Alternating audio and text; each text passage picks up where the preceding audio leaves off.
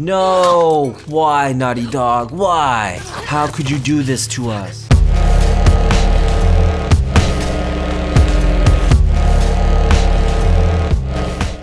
This is a spoiler-free review. It was brought to you by me. Here we are, boys. We got one for the history books. The Last of Us 2 is the highly anticipated follow-up to the profoundly popular The Last of Us, which was originally released on the PlayStation 3 way back in 2013, and again with a quaint remaster on the PS4 only 1 year later. For those of you who are new to the planet like me, The Last of Us was a very intelligent action-adventure game in which one character attempts to survive while escorting a teenager across a post-apocalyptic United States, all the while avoiding bandits and cordyceps, which just so happen to be humans who have been mutated into funky mushroom zombie things. I know. Another zombie survival type game. Boring! But not quite, you see. What made The Last of Us stand out from all the dribble was the stellar writing, great character development, extremely bleak world, and basically everything else. It has received numerous accolades and has been listed as one of the best games of all time by many.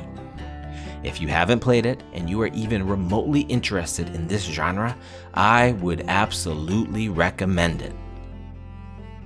But enough of that. Let's get to the matter at hand.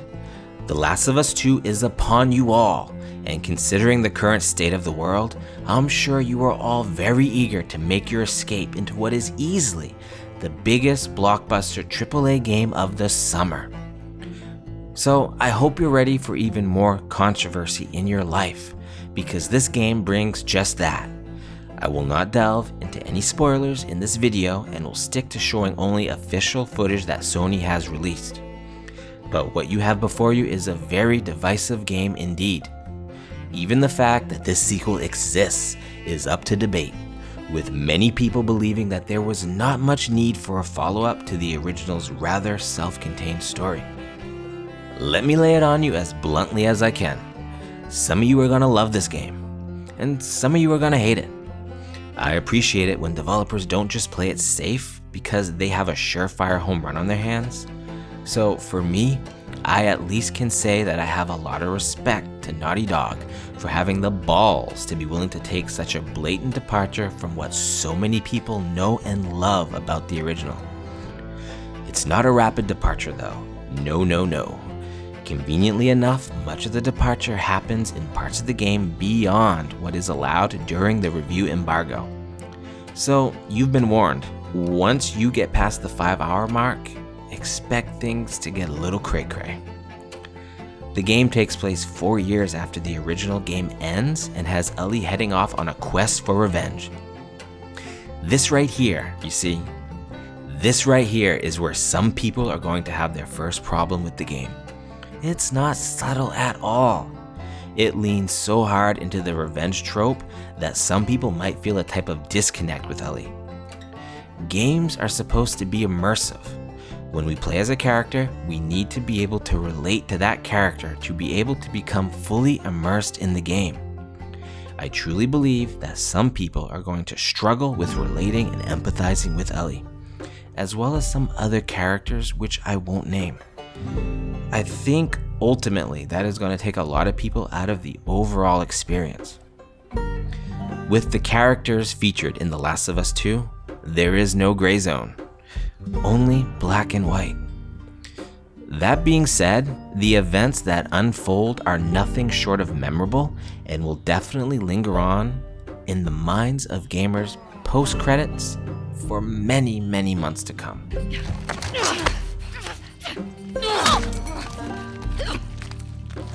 There is also an ensemble of new casts that are all well portrayed. They each have their own agenda, which seems just as believable and important as Ellie's, and they help to pad out the game's 25-hour runtime, which, despite this, might be 10 hours too long for some. The Last of Us Part 2 now has the player taking control of Ellie instead of Joel. While the story isn't afraid to take chances, the gameplay couldn't play it any safer. Action, puzzle, and stealth sequences all come together in a very familiar way, except in many cases it feels like the level design might have actually been dumbed down just a tiny bit, which affects the overall pacing some. Let's face it, the game's combat has always been simple but satisfying, and in the original it was broken up by relatively easy but ultimately welcomed puzzle sections. It kept the overall gameplay loop fresh enough so that you never felt burnt out. That isn't the case here. Puzzle sections are far and few in between, so combat encounter sections are stretched out to the max, which can make them become a bit tedious after a while and just overall unbalanced a bit. If the combat is your absolute favorite thing about The Last of Us, then you might love it. But for others, they might feel like something is missing. The level design can just feel somewhat gamey at times with predictable enemy patterns, but the environments themselves are some of the most detailed I have ever seen. The Last of Us 2 is hands down one of the most gorgeous looking console games I have ever played. The audio is equally as gorgeous. Ashley Johnson and Troy Baker return in yet another great performance, but they are joined by many others, notably Laura Bailey, who at times arguably steals the show. The music is as poignant as ever, and will leave you feeling a certain type of melancholy acceptance. Ellie! But they ain't. Outside of a few mobility options, much of the gameplay remains the same. We have a jump button now, which makes sense in expecting Ellie to be a bit more nimble than Joel. However, it is underutilized and honestly would not be missed at all if it wasn't there. There is also a dodge button now, which doesn't do much to really spice up the combat. Most enemies will unleash a flurry of endless attacks until you dodge away, making it feel almost like a glorified QuickTime button of sorts. Overall, the largest difference in gameplay is that combat has been sped up and is a bit more hectic.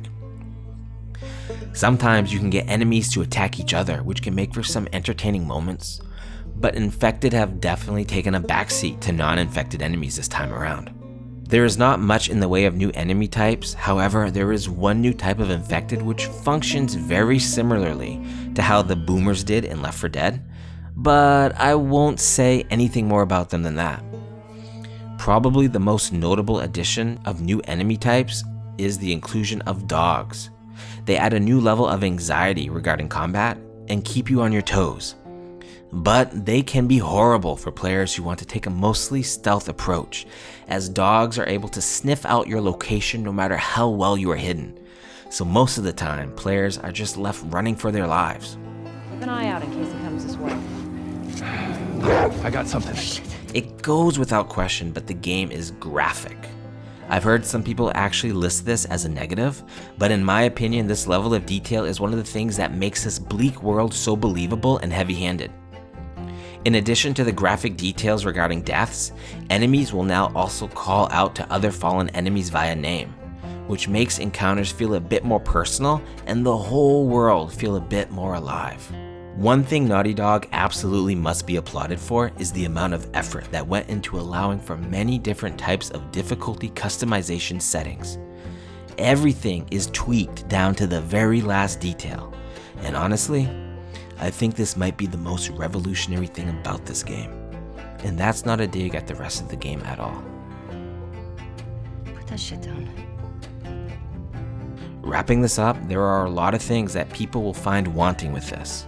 But that goes without question when you're talking about the sequel to one of the most applauded games of all time. We live in a time where media is under more scrutiny than ever before, and you simply cannot please everyone. For me, I have no expectations, so I have no disappointments. I enjoyed The Last of Us 2 for what it is, not what I wanted it to be. It's certainly not for everyone, but I feel that the game knows its identity well and is not ashamed to show it. And that needs to be commended.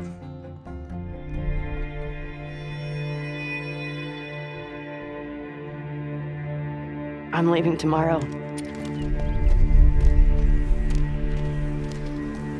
do this smart, we'd be leaving Jackson vulnerable.